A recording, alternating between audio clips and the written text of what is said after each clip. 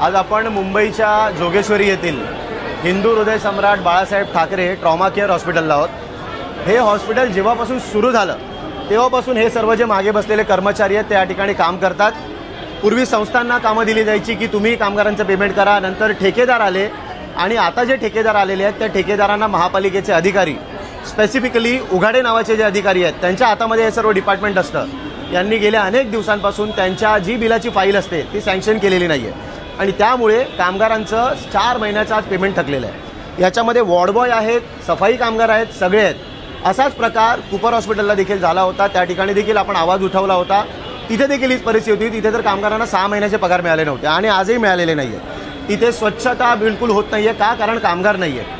आता रुग्णालयामध्ये जर का ही परिस्थिती असेल तर बाकी ठिकाणी काय असेल याचा आपण विचार करा। आमचे नेते संदीप देशपांडे साहेब यांनी महापालिकेच्या आयुक्तांना या सर्व विषयांबाबत 3दा स्मरणपत्र पाठवली आहेत की आम्हाला या विषयावर तुमच्याशी चर्चा करायची आहे, ही परिस्थिती तुमच्यासमोर मांडायची आहे, चर्चेला वेळ द्या। अद्याप त्यांनी आम्हाला वेळ दिलेली नाही आहे। या परिस्थितीतून आज हा उद्रेक घडतोय आणि हा उद्रेक वाढणार। येणाऱ्या काळामध्ये महापालिका कमिशनर यांच्या कार्यालयामध्ये या सर्व कामगारांना आम्ही घेऊन जाऊ, इतक्या या ठिकाणी नमूद करतो। धन्यवाद।